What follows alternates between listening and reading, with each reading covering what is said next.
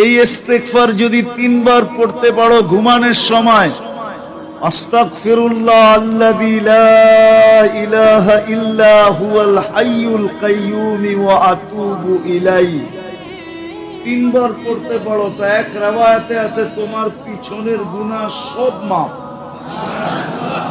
চাই ওটার মাত্রা যত হোক।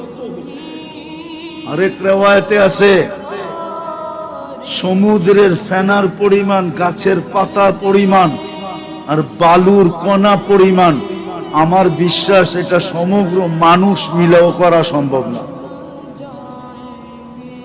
কি সিলেটের মানুষ, হ্যাঁ,